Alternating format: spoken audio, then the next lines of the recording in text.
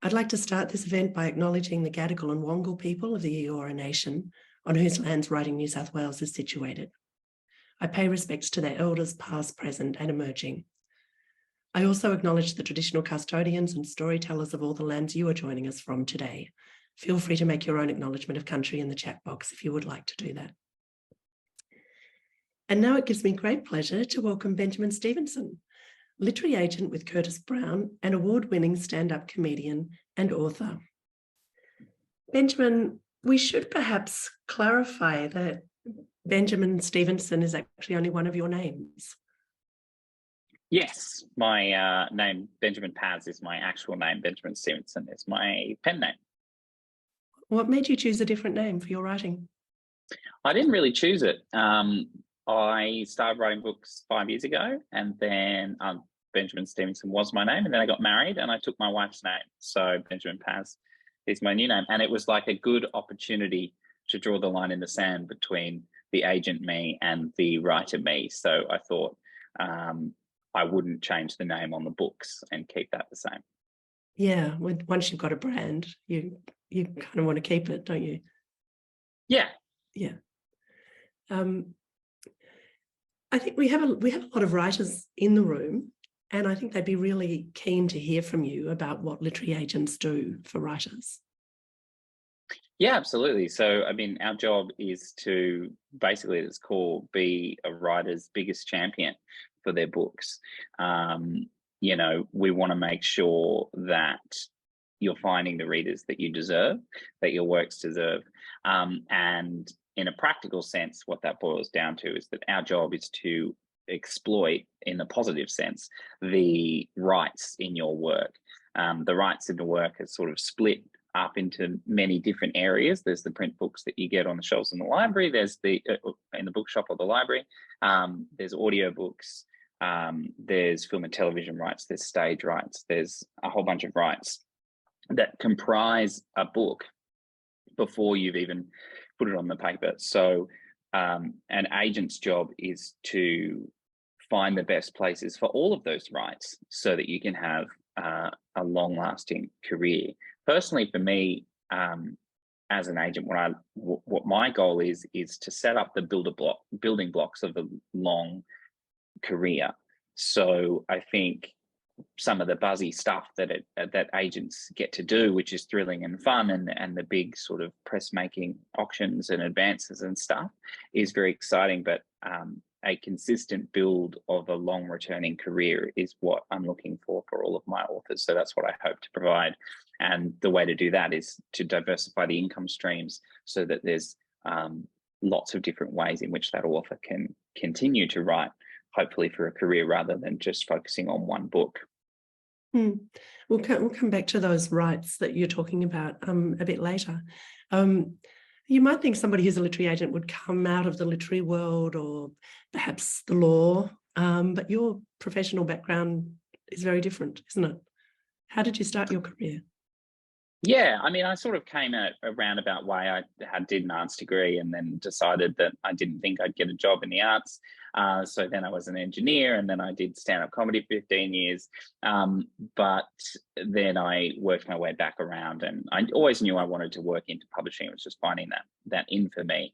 But I think it gave me a really good scope, because certainly comedy is sort of based around festivals and marketing and advertising and people and entertainment, and those kind of numbers and data are very similar in the way that I approach books. And I think that's given me a good advantage from a theatrical background. And then my engineering background makes me good with numbers, which I think people find valuable in an agent. So I'm pleased to have that on my list of skills. So do you think literary agents should do an engineering degree just, to prepare them for? Definitely not. But certainly I would say I know that the chat is mainly writers, but I would say to anyone in the chat, if you want to work in publishing, if you're looking for that sort of first break, having like real skills in Excel and those kind of things can really put you to the head of an interview pack. And I certainly found it made me distinct when I was starting out. because I was able to sort of put my hand up for a lot of things and say, I can do that. And I can whiz those numbers into a spreadsheet and give you nice tables and analytics. And I think it helped me be distinct with my skill set. Everybody has a different skill set and brings different things to the table. And I think that's what I was able to bring. So I recommend it. What kind of engineer were you? I don't even remember. A bit of everything. I was a systems engineer, which is a bit of everything. It's sort of an academic engineer, I suppose, is the best way of putting it. I didn't build anything. That's the question. You weren't making roads and culverts and. No, definitely not. If I'd have made a road, it would have collapsed by now. So you're all very lucky I work in book publishing. What about your stand-up comedy? Has that also served you well as an agent? Yeah, I think, like I said, I think I've got a good theatrical background. And I think things like working with theatres and marketing teams, and I think that really is good experience in any creative industry, and it's translated well. But I also think, it's a very intimate industry, both books and theatre, and so being at the coalface of it, sort of interpersonal kind of skills, I think it helped build that up. And then also I think, I try not to take things too seriously. I take authors' careers very seriously, but also we're in it for the love of books and the joy. And so I hope that people find me nice to be around, and maybe that is helped slightly by a sense of humour. But most people have a sense of humour, so it's not like you have to be a stand-up comedian to get that. Let's come back to those rights that you were talking about. In terms of international rights, which is obviously an additional revenue stream for an Australian writer, what kinds of books do well in international markets? It's an impossible question to answer, really. So the thing with international markets is they're very exciting, and a lot of great things can happen for authors in international spaces. The ones you read about in the papers, it's 1 in 50. It's a very tight market over there, especially for people competing against publishers' sort of home ground talent. So in, the US, for an example, they've got US writers trying to break through. And so you have to sort of do something extra.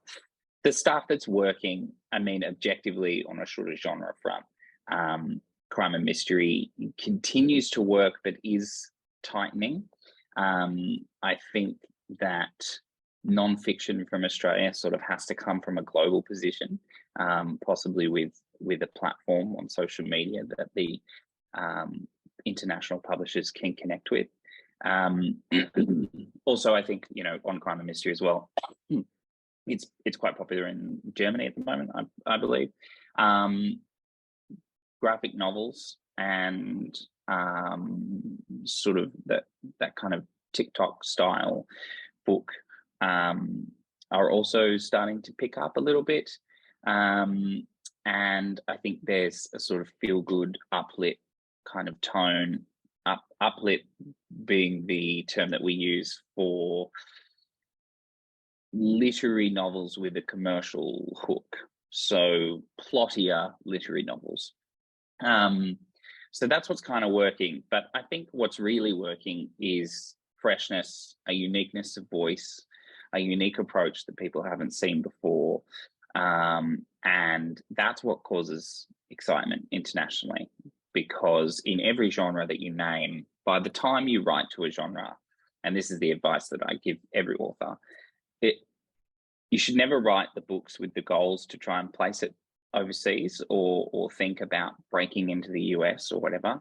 That will happen if you write a good book that you believe in and that you love and is fresh and is your voice. As soon as you start writing to the market, by the time you finish that book, the market has moved on to the next bit. And the general advice, which I'm sure other people in these chats have told you, is that by the time you can identify a market, even as an agent, the market's done. Everybody's sort of bought it. So the best example of that is Twilight with the vampire books. By the time everybody said vampire books are hot, the next 2 years of publishing scheduling were filled with those books. So they don't really need another one. So that's why writing forwards is beneficial and writing to yourself, and you know, maybe you're the one that sets the genre. You know, crime wasn't a thing until Jane Harper kicked the doors down. So, you know, I mean, it was a thing. We have brilliant crime writers, and we've had them for many decades in Australia, but I think that she opened it up internationally. And before that, the conversation you might have had with rights managers from international spaces was that crime is hard in our market, and then after that, crime was a little bit easier. So it's just understanding that it's your book and your voice, and not to write to the markets, I think, is my best point there.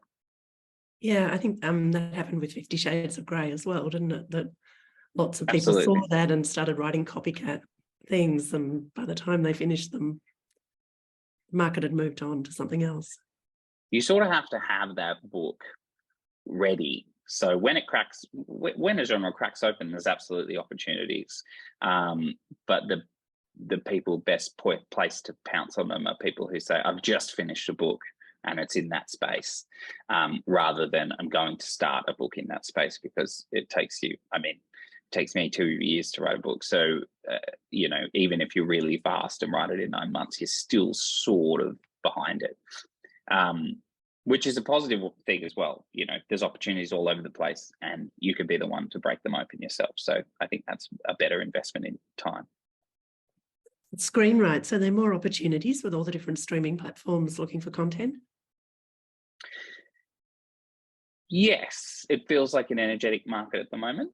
I think that a lot of international production companies have started to have people on the ground here in Australia who are looking for that local content that maybe plays globally. So for a long time, it was sort of, how can we acquire something and change the setting so that it'll appeal to here, because we don't want to set it in Australia. And now it sort of feels like we can do stuff in Australia and we believe it will appeal broadly. So them having people on the ground and teams on the ground has certainly increased the conversation in screenwrites, and I think there's lots of opportunities there. Yeah, so I think the new regulations of minimum Australian-made content, I'll be interested to see the impact there, but I'm very hopeful that will again focus our industry into making Australian-made for the streamers, and the streamers are already doing a really good job of that. So I definitely think the opportunities are there, and it's a competitive space at the moment. I've heard quite a few people say that the fastest growing area for rights is audio at the moment. Is that your experience as well? I think audio sales are very quickly growing. I don't have the data to back up that it's the fastest, but it certainly seems like it's growth on growth every year, and it's becoming a very important part of authors' income streams. In terms of rights competitiveness, audio books are often published by the publisher, so it's not such a vibrant marketplace because the rights are assigned. So that's sort of a half answer to your question. They're very strong, and it's really great to see them. I think they are doubling year on year, the numbers. That's anecdotal, but it's very valuable. It's fantastic to have another option for readers, and accessible option for readers as well. And so it's really great to see it flying, and there's lots of opportunities there as well. So yeah, I'd say it's a vibrant space too. And of course, writers will start to earn an income from the loans of audiobooks and ebooks as well shortly, which is a great initiative. Which is fantastic. I mean, I do think we've always had one of the strongest lending rights schemes in the world, I think, and I think this just boosts it up again. So I think that's such a great investment and so valuable for so many writers. So we've talked a bit about what agents do for writers. There's a perception out there that it's just as hard to get an agent as it is to get a publisher. Do you think that's correct? Or... Yes. We're getting the same amount as the publishers, and we're probably, certainly in Australia, are generally smaller companies than publishers. You know, there's no agency in Australia that has 15 people working for it, for example, which is not how it sort of works. So in terms of, if you think of the volume that we're getting, which is the same as the publishers. So yes, it is competitive. But I also think that having an agent is no guarantee of getting a publisher. You know, I have to pitch you to the publisher, and that's competitive and that's tough. You know, there's books that we absolutely fall in love with that you know, don't fit the market niche at the time, or just don't get across sales and marketing, or somebody has a similar book on the book already. And there's all these perfectly valid reasons why a book won't get up. So the competition, if the fear is that it's hard to get an agent, you know, it's because we're only choosing things that we have a vision for how we can place in the market, so that, you know, it sucks as an agent when you disappoint a client. You never want to do it. So that's why we're pretty picky, or certainly I'm a bit choosy with my list, because I want to make sure that I can deliver on adding value to the relationship. That said, there's lots of opportunities, either agents or publishers, through competitions and the shortlistings and collections that sort of can increase your chances of, or just give you that leg up in terms of interest. And so I think that can get you ahead of the pack as well. But also, I would just like to say that it's by no means impossible. And certainly I can't speak for international agencies, but certainly in Australia, every agent that you send your manuscript to, they're seeing it. It's not an automated system. It's not getting flicked into the bin immediately. It's getting read and seen by real people. So, and I know sometimes it doesn't feel like that because it's hard to reply to everybody personally, but every manuscript you send is getting seen, certainly by Curtis Brown. I can't speak for every agent, but I believe that every agent does work that way. So we're seeing it. It's not going into the ether. And if it's not this manuscript, maybe it's the next one. So at Curtis Brown, would you take on an unpublished writer who doesn't have a deal yet? Is that something that would happen? Yes, absolutely. Sorry, who doesn't have an offer, doesn't have a publisher interested. I should have said, not a deal. Yes, absolutely. I think you know, that's a lot of what we're genuinely looking for, because then we can approach publishers with the manuscripts and find the perfect home. When sometimes authors who have deals and are approaching agents, sometimes parts of the deal are locked up. So maybe the value that we can offer a client, that time has sort of passed. And in terms of value, I just mean adding to the deal, so we can sort of manage all of the parts of the book publishing process. But if you've already agreed your advance or are on a deadline to accept, you know, the wriggle room that an agent would try and use might not be there anymore. So those kind of clients, you know, you've got to think about what you want out of an agent and what they're going to bring to this deal that you have on the table, as well as your long-term career. It might be the next book as well. So the first book might be contract management without much wriggle room, and then the next book we can look at those sort of broader scopes. But yeah, in terms of the question of do we want unpublished writers, we want all writers, and unpublished writers is great because the world is your oyster. There's no pre-existing relationships that you need to factor in. So we can work on a manuscript together and bring it to the best, shine it up so it's as polished as it can be, and then send it to publishers. So absolutely, that's a valuable part of our business. So you would work with the writer on perfecting the manuscript before you take it to the next step. Is that? Yes, I think there's various ways that any agent would sign a manuscript. I'm very editorially driven.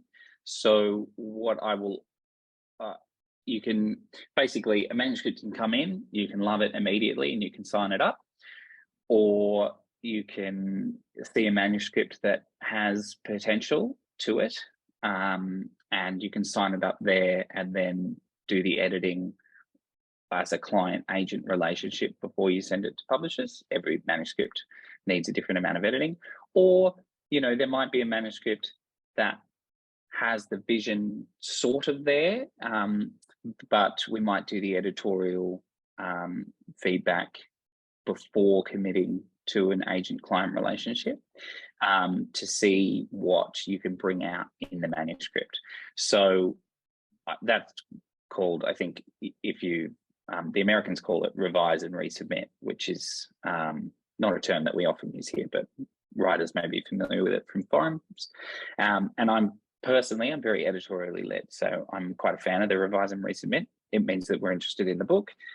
We want to see how you'll address certain plot points or concerns that we have with the manuscript, and before we decide on representing it. And then you can also do that at various stages depending on the polish. Every manuscript needs edits, every single manuscript.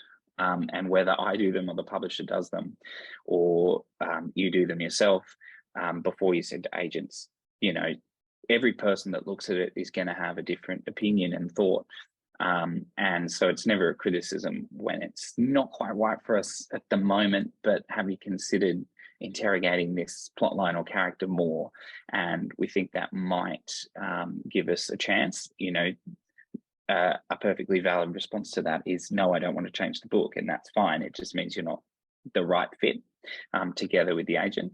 But it's never a criticism. It's always a developmental kind of conversation between agent and client or prospective client. And I guess, in case people aren't aware, we should probably make it clear that you're doing all that work with no guarantee of any return for you as an agent, because you make a percentage, you get a commission. Certainly, yes. So agents can approach things different ways, but every member of the Agents Association doesn't charge reading fees or editing fees. We are building books that we then get commissions on sales that we make. So you're right. Yeah, we don't charge that. That's all out of our own time. So when you get a submission, what is it that makes a really good submission stand out to you? What makes you think, yes, I want to represent this author or this book? It's a few things. I think there's a couple of levels. So there's the practical level, which is the letter and email and submission professional and well spoken, and practical things like easy to read. The formatting on the manuscript should be pretty basic, nothing crazy. And that's all because when we're getting 100 things through our inbox, if it takes us an extra minute to sort of get the formatting right, or we can't read it, or try to understand what the letter is sort of trying to say, or talking its way into the actual meat, then that's a minute that sort of we would never hold it against an author, but it's a minute that we don't have in reading your manuscript. So from a practical perspective as well, it's a professional work relationship we're entering into. And one of the things to remember as well is that you said before, it's seen as competitive to get an agent, but you are choosing the agent, right? Once the agent offers you, you're choosing them, you're hiring them to be your representative. So you're actually in the box seat there. So it's a work relationship that, has a certain tone of professionalism goes a long way, and so a sort of half-hearted casual letter saying, "Oi, this is a bestseller, sign it," with the world's best manuscript attached, that's much harder than, "Dear Curtis Brown, would you consider my manuscript?" So that's practical stuff. And the content of the introduction, I think, is very important. The introductory letter, query letter, which we don't actually request at Curtis Brown, but the way in which you sort of introduce your book to us. It's who you are, a little bit about the book and why you've written it, what I look for in query letters is succinct writing on your biography. You don't need to put that you were published in your year 12 anthology or a newspaper 20 years ago. So only stuff that's relevant. The temptation, and I completely understand it, the temptation to beef up the biography is not needed. I've never written a book before, and this is my first novel, is fine. That is honestly fine. So because the writing will speak for itself. If you do have the credits, I was listed in this short story competition. I was longlisted for this Unpublished Writer Award. Do put them in because they do also help us learn about you. But don't feel compelled to beef it up with stuff. Cliched lines like, I've been reading since I was a kid. Again, we don't really need it because we're sort of wanting to get to know the text. So that's the biographical part. The lead into the novel that's in the query letter or the pitch is crucially important. What I want to see is I want to see the status quo of the characters in the manuscript, the change to their status quo, and the choice that the characters are going to have to make. And that's it. So you can do that in 3 sentences. You can do that in 3 paragraphs. We don't need all the subplots. We don't need all the bits. So we want where they're starting, what forces them out of their starting position, because every novel must have change and a journey, and what choice the character is going to have to make through the book. We don't need the answer to the choice, but we need to understand the stakes of the novel. So, you know, the Hunger Games there's a tournament, that's status quo. She finds herself in the tournament, that's the status quo upended. What will she be willing to do to win is her choice. Well, she's got a lot of choices, but you know what I mean. So bang, bang, bang, those 3 things are really important. The key word there is stakes. I want to see the stakes of the novel. I want to see what the characters are going to go through, because that's what keeps us turning the pages. And then the other thing in the biography is, and this is more relevant to nonfiction than fiction, why you are the person that is writing this book, why it can only be told in your voice, why your idea is so gripping and so unique that we have to do it. Why you? That's a really important thing as well. And then the text itself, the opening chapters, make sure that the opening chapter, that the book is starting in the right place. I think that's a very easy thing that is hard to do correctly. There's no time, unfortunately, when you're submitting to agents to write your way into a manuscript. So if the first chapter is a little boring and it picks up in chapter 4, start it in chapter 4. If you have a prologue that is over detailed or may well be key to the manuscript, but is sort of keeping us at arm's distance from meeting your characters, cut the prologue. Make sure that that first page is putting us in the world, whichever world it is. I say world, I'm using these sort of general terms that may be more associated to sort of fantasy and stakes and choice, or which may be more associated to sort of crime. But every book has these elements, and I think it's really important. So put us in this world, whatever world that is, and make sure we understand the stakes. And then otherwise, it's the voice. It's the voice of the manuscript. It's the control of your prose. It's the tone. Voice is indefinable, but it's the way in which you write and the way in which through those first pages you can compel us that you are going to be telling a brilliant story. And then just lastly, I know this has been a long answer to this question, the synopses, which is requested, don't stress about the synopses. Everybody stresses about the synopses. I stress about the synopses. They're so hard to write. They don't capture your voice. They don't capture the story. Don't worry about it. Keep it to a page if you can, a page and a half to 2 pages if you must, not more than 2. Show us every character beat without embellishment. We don't need voice in there. We just need what's happened, and give away the ending, because we don't assess you on the synopsis. We just sort of want to see where it's going. Does this have an interesting arc? Is it and it was all a dream ending, things like that. So, and synopses have no style. They just don't. So again, don't worry too much about that. We just want the plot beats. We want to understand the character arcs, the choices that they are making, and the choices that they're going to have to make. Choice is such an important word. And if you can just do that in your synopses, it can be as simple as Greg went to work, Greg got fired, Greg needs a new job, Greg gets hired by the mafia, Greg has to choose. That's it. And then give away the ending is important as well, because we do want to get a feel for the whole book, and that's the fastest way to do it. Do you reckon you can spot a bestseller? No one can. It's impossible. I think there's books in my career that have done really well. There's books that I've turned down that have done really well. You know, I like to think my eye is pretty good, but a bestseller is so many different things, and success is so many different things that all I'm looking for is books that I love and I would like to put into hands of other people. And if it's got that, then I sort of don't think about the sales aspect of it. In talking about what makes the really good submission, you kind of touched on this, but are there any things that writers really shouldn't do when they're submitting to an agent? Look, I mean, I think I'll just go back to that professionalism point. You know, this is the first point of contact in a hopefully long-term relationship. In terms of what not to do, so, you know,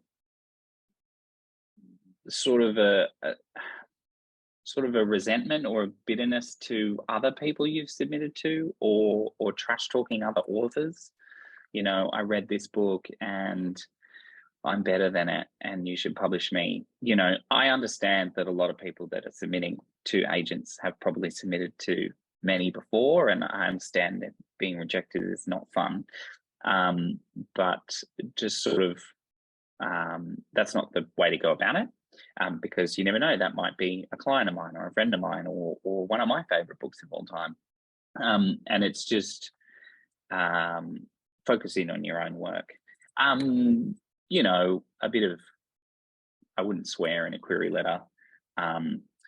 Personally, I don't love first person query letters written from the perspective of the character of the book, but I will caveat that with that I know there are some books that have done that and taken off, but I think it's just a little bit hard in the query letter to really nail it. If you're going to do a risk like that, you know, just make sure that it's really tight. So I think that's a little caution, because sometimes it's really tempted to be like, hey, I'm this character from my book. And I think I'd sort of rather, me personally, I just sort of rather reading that third person recap of the book and the stakes. And then the other thing I would do is, it's sort of understanding again that there's real people on the end of it, and that we have our job to do, and also our job is to do right by the authors. And so the choices that we're making in signing up clients, you know, are what we feel we can do well for people. So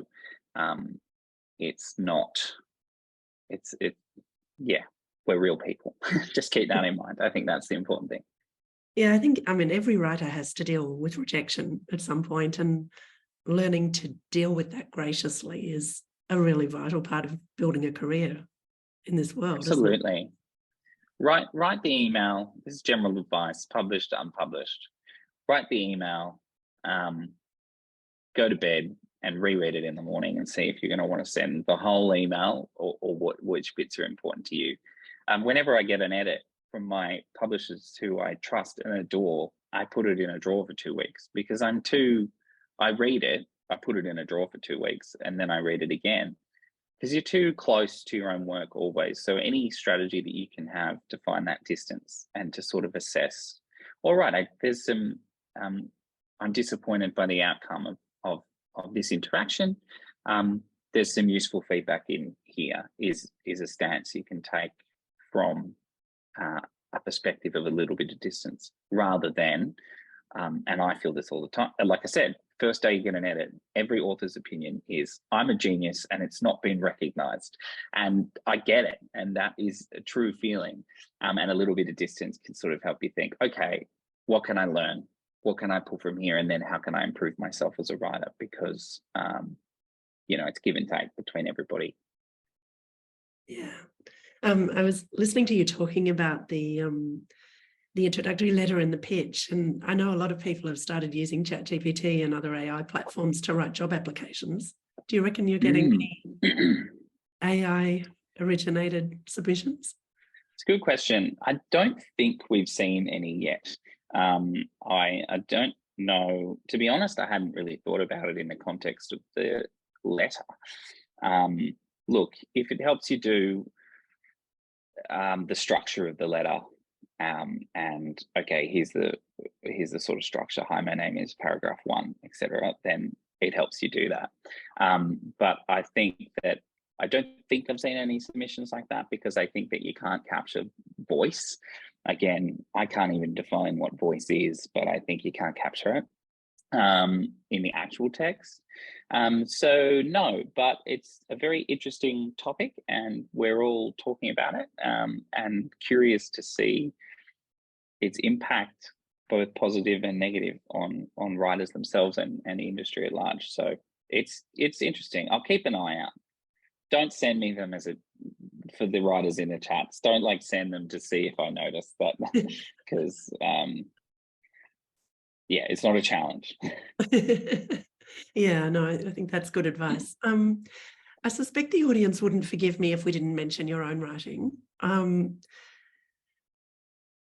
Everybody in my family has killed someone is a phenomenon of a book. Oh, thanks. It's sold in, I think, 26 territories. It's shortly to be an HBO series. Did you anticipate how successful it might be when you were working on it? Absolutely not. Genuinely no. And I think it's a good example of a lot of the stuff I talked about. It's my 3rd novel. It's my 5th published work. So I have a couple of novellas as well. And when I sat down to write it, I had been writing in a very different genre, and I was just in a sort of mood about what I wanted to write. And I thought, you know what, I'm going to write this sort of comic, sort of postmodern, crazy fun, golden age, thriller, mystery. And honestly, my perspective was, I don't care if nobody reads it. I just want to write something really, really fun and unique, and see if I can pull it off. And so when people started responding to it, I think it was because I wrote it from such a genuine perspective of everything I want in the book is in this book, and I didn't sort of compromise because I thought that'll be too hard, or oh, I don't know if that will sell, or those kind of doubts that every writer has. I really made a concentrated effort to put it to the back. So it was quite a change in tone and genre for me from the books I was writing before, and I think the response to it has been because it's genuine. It's my most genuine book. It's my voice. It's my style. And a lot of that comes through, and that's what people are connected to. And then when, the amazing things that happened with it started to happen, I was blown away.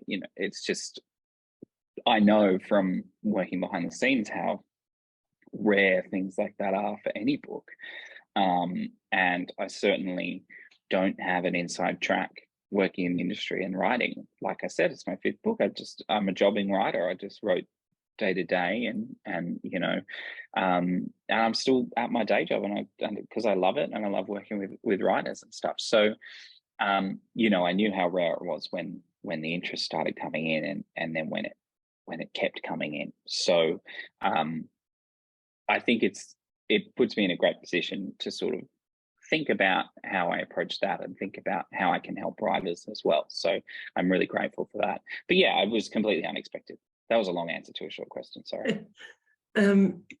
Yeah, it seemed to me it was like an Agatha Christie novel, but just really fast paced and incredibly funny. So it's thanks. Comic murder. Yeah, and that's what I wanted to do. I wanted to do Golden Age, but I wanted to have it really modern and modernized. One of the things with Agatha Christie novels is they're sort of 45,000 words, like they're quite short. So, but modern novels are much longer. So, you need a beefed out cast list, and you need a bit more action than Christie has. action. I'm not saying her books are slow. I mean, you know, a set piece in the middle of the book, like the movie when Poirot jumps off the Orient Express and runs through the snow, which does not happen in the book, but Hollywood wants. So there's that. And then the other thing about it, I've just completely spaced on what I was going to say about the. Oh, yeah, just what I was saying about genre and catching up to genre and stuff. I wrote this book with no expectations. I didn't think comedy would necessarily be welcomed in a crime format when I started writing it. While I was writing it, films like Knives Out came out, books like The Thursday Murder Club, TV shows like Only Murders in the Building came out, and the genre sort of revitalized itself with a book that I had. So again, it was fascinating. It's luck and timing when good things happen, but it was fascinating to me that I wasn't catching up to a genre. The genre sort of caught up to what I was doing as I was doing it. So it was very lucky in a lot of ways. And now the genre is booming. So that's an interesting example of what I was talking about before with international genres, and you never know what they're going to be. And if you're writing what you believe in, it'll catch up to you. Do you think your work as an agent influences the way you write at all, or are they completely separate things? I think it makes me open to criticism and editing. I think I'm a pretty good receptor of comments because I know the reasons why people offer the comments that they do, because I'm often offering editorial comments. So I like to think I'm pretty good on that way. I think I have a high personal standard. I think I write very slowly and neatly, and I think that really works for me. But I think it comes from a fear of, just to be brutally honest about it, it's a fear of being measured against my day job and thinking that there's maybe the extra pressures on, oh, is he really that good, or does he just work in publishing? And so I write really slowly that way, and I think that really works for my writing. That said, I'm very, very jealous of writers who, it's a totally valid process, crank out the first draft, knowing it's a bit wobbly, and then just rewrite the whole thing and then just go again and again and again. And I think that's a really valuable way of writing a book, but it's something that I can't do because of my self-criticism, because of my editorial experience. So that, I think, helps me build the book in a slow and refined way, which really works for me. So I think I bring that to my writing. What about in the other direction? Do you think being a writer influences the way that you're an agent?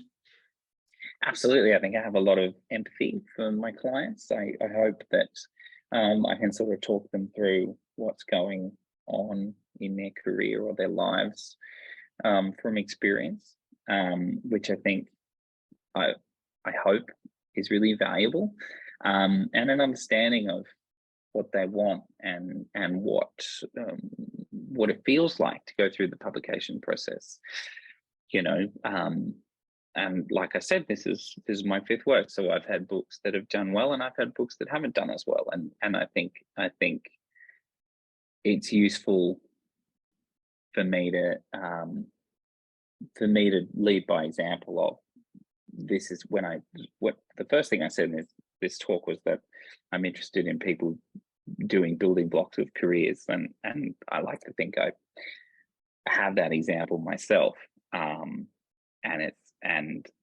am someone who puts the work in, and so I'm not sort of in an ivory tower. I'm there with them, and I sort of understand that. And I think I like to think that's a really valuable part of my toolkit. We have a lot of questions. We have a very engaged audience, so we should probably move on to some of those. Yeah. Tina asks a question that presupposes something I was going to ask you about, which is, do you have an agent yourself, or do you represent yourself? Yes, no, I have an agent. I think it's really useful for me to have that extra wall between me and the publisher, because I work with the publisher as well as an agent on behalf of my clients. So me having a personal agent allows me to do a better job for my clients, because I'm the agent and the author separately. Separate names, separate people, separate, my job is to have tough conversations with publishers on behalf of my clients, and my agent's job is to have tough conversations with publishers on behalf of me. So I find it really useful and really valuable. And also, it helps me. One of the things that I think an agent gives to a client is being their champion. And my agent is brilliant and is absolutely my champion. And I think I'd probably be a bit shy about my own work if I was sort of doing it on myself. I'd sort of be like, oh, I wrote this and it's pretty good, but like, no big deal, which is not how I approach my own clients. But if it was my own writing, I think I'd probably be too shy. And you need someone to go out there and say, no, this book, which is hard to do yourself. So yes, I have an agent. Yeah, it's maybe a bit like that saying that a lawyer who represents himself has a fool for a client. Yeah, exactly. Tina's actual question was, how did you find your first agent? Oh, yes. So I wrote a book that nobody wanted, and then I wrote another book. And I had sort of friends who sort of helped certain people look at it, and it was sort of at the point where I was thinking about whether I would need to get an agent on board or start talking to publishers. And so, yeah, we had a conversation. That I'm represented by Curtis Brown, so it was internal, but I didn't want to go anywhere else. So I sort of said, would we consider doing something with me? And then, yeah, that's how I linked it up. Kate's asked a question about, because you mentioned earlier that, the writer is choosing the agent. What should the writer be looking for when they're choosing an agent? And are there any red flags that people should be aware of? Yes, that's a great question. It's hard to say red flags. You've just got to, it's very exciting to get offered things by anybody, a publisher or an agent. But you've got to trust your gut a little bit on what feels right.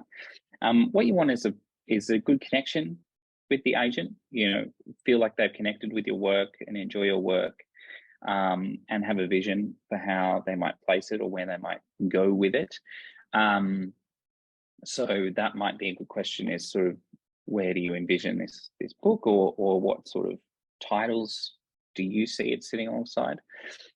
In terms of directing your approach, and then of course, be careful with things that have fees involved. Certain publishers may offer contracts. Like, we get a lot of people who approach the agency saying, I've got a contract and I want you to look at it, and it's sort of like it's buying 5,000 copies from the publisher, and it's not a publishing strategy.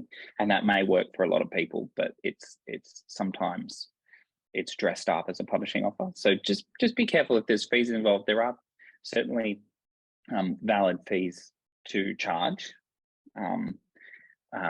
Many agents do contract reviews. Curtis Brown doesn't, but many agents do that, and that's a valuable service and can be charged for and should be charged for. But there's hidden costs is something to look out for generally, particularly if the cost is hidden, or if the service. Make sure you know what the service you're paying for is. And then in terms of targeting it, pick up the books you love. Pick up the books that you think are comparable titles to your book in your market, and read the acknowledgements page and see who they thank. And that would give you, okay, I love this I love this novel, and you flick to the back, okay, this is represented by this agent. And then, I also love this novel, and you flick to the back, and then, they represent the other book I like, because, you're sort of learning about who represents what. So that's a good way to sort of target it, looking at their lists, and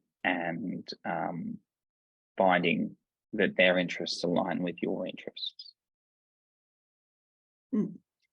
I'm flicking through these because there are so many, and we're not going to get to them all, unfortunately. But Midi is asking, you mentioned wanting longevity for the writers you represent. For a new author, what does that look like? Would you want to be seeing that their first book had the opportunity for a sequel, or is it something different from that? Yeah, so I think I'll try and answer the questions quickly so we can get as many in, but also I'm not obligated on time, Jane, so if people want to squeeze in extra questions. So it's a bit of both. We want to understand that you have a vision for what you'll write next. It doesn't mean it has to be a sequel, but often I will ask somebody, what will you do after this? Do you plan on keep writing? There's no wrong answer to that, but I'm sort of trying to weigh out whether you are a book every 2 years writer or you're a book every 10 years writer. That can sort of be influenced by genre, style, the type of writer you are as well.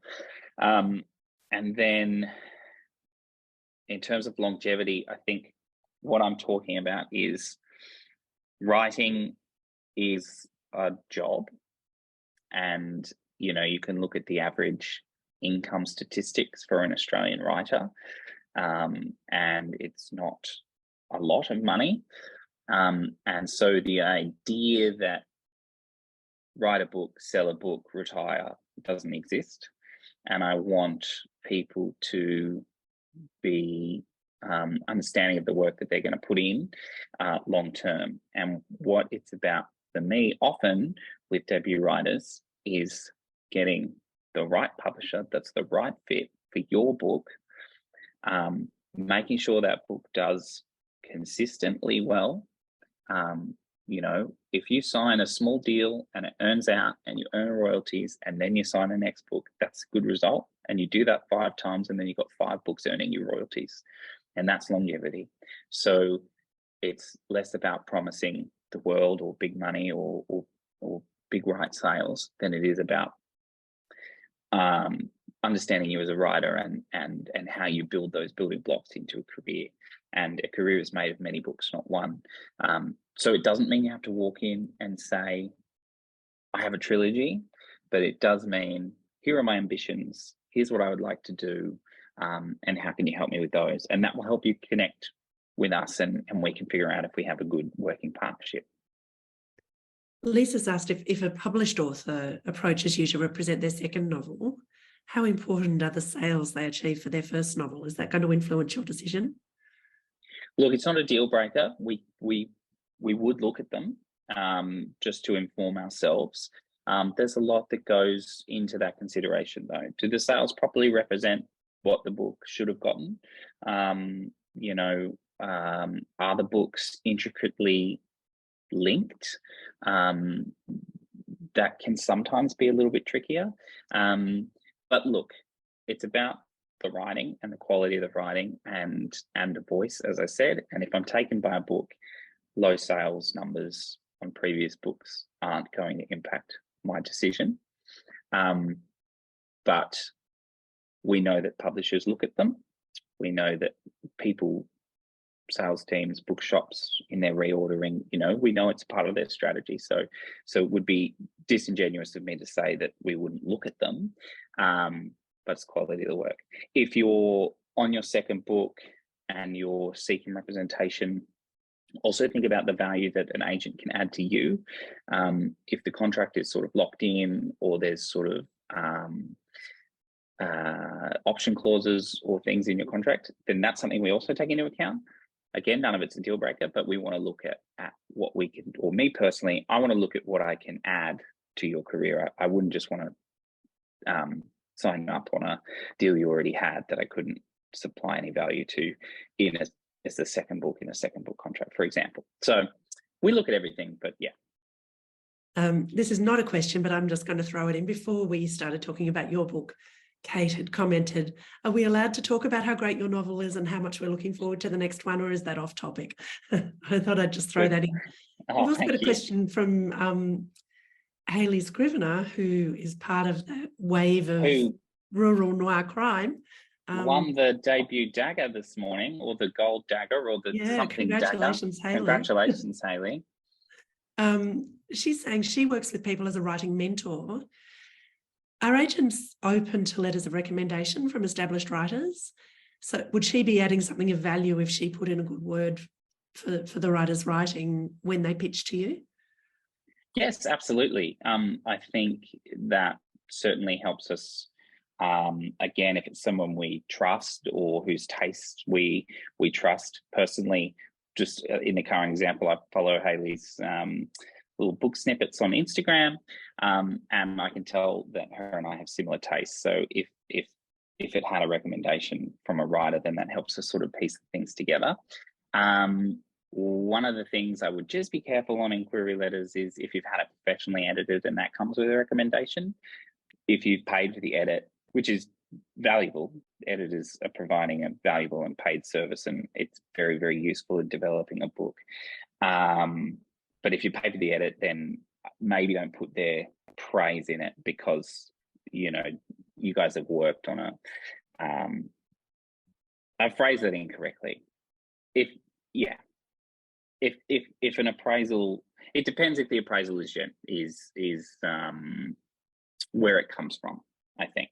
So sometimes we see a sentence like, this professional service said this book is great and I think ready for submission. And maybe that is more of a personal result of that sort of editorial relationship.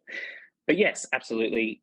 Authors also often we get emails from authors before the unpublished writer has contacted us saying, just a heads up, this person's really good, and that's so valuable as well. So I think it's very useful.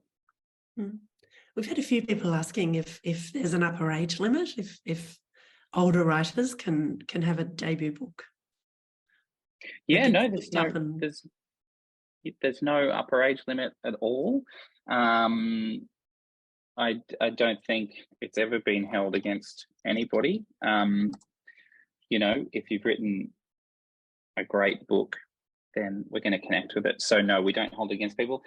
You don't have to put your age or a photo of you in your covering letter. And if you feel like it's something that you feel is working against you, just leave it out. Just don't bother putting it in. I know it's not old, but Bonnie Garmus is 66 and she wrote Lessons in Chemistry last year, and that's her debut. So I think that's there's no upper age limit. I think about Vicky Laveau Harvey too, who's one of our Writing New South Wales members, who published The Erratics in her 70s and won the Stella. Yes, of course. I was just doing, you might have heard me tapping, I was doing some quick typing. I'm like, who is that wrote The Erratics? I couldn't find it fast enough. I misspelled erratics, and then I was like, I'll just Google Bonnie Garmus. I might have to make this the last one because we're right on time. Tina's asked that you've mentioned among popular genres plottier literary novels, and you've also used the terms feel good and uplift. Can you explain a bit more what you mean by those terms? What is a plottier literary novel? So a literary novel, anything can be a literary novel, but a plottier literary novel is maybe Eleanor Oliphant. It's got strong character arcs, but it's also got a commercial hook that sort of leads us through the story. So it's a literary novel with genre storytelling beats, perhaps. But really, it's sometimes literary novels don't have a lot of plot or require really close reading, and maybe the literary plus kind of genre is literary novels that open themselves up a little bit more to genre reading. A great example, actually, now I think of it at the moment, is Yellowface, which is just out. So I would call that a literary plus novel. It's got the bones of a thriller, but it's a really important piece of literature. It's really beautifully written and has a lot to say. So it's just a blending. What's really working is genre novels that are very well written. That's a better way of sort of putting it. I would put Jane Harper, Hayley Scrivener, Chris Hammer in that category for crime, and I would put Holly Ringland, Trent Dalton in that category for literary plus. I mean, there's no real genres. We just sort of make up the terms every now and then a few people use them, and then more people use them. But does that make sense? It's sort of, you know, plotty, well-written, with genre tenets, I think tends to be working. But that's as vague as me saying, you know what works? Great books. I mean, that's really what the answer is. Great books are working.